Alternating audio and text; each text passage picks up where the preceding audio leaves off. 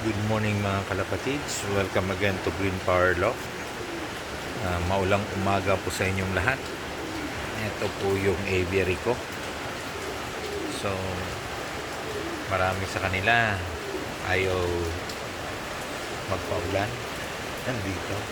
Pero meron talagang mahilig maligo. Kaya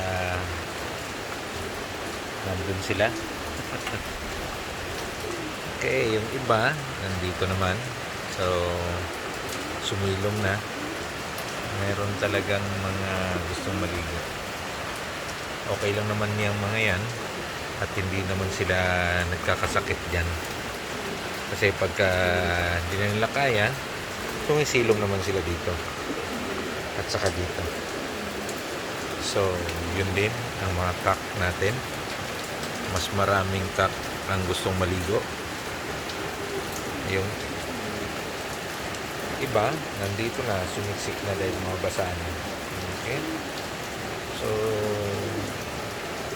dahil sa ganyan ay maganda naman na nagiging kondisyon nila dahil pag umaraw ay nakakapagpaaraw sila at kung maulan gusto nila nakakaligo rin sila.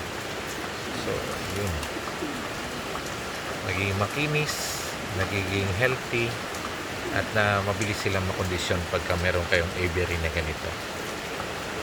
Okay, so good luck sa lahat at sana'y matuloy na ang ating South Derby race. Good morning from Green Power Law. God bless.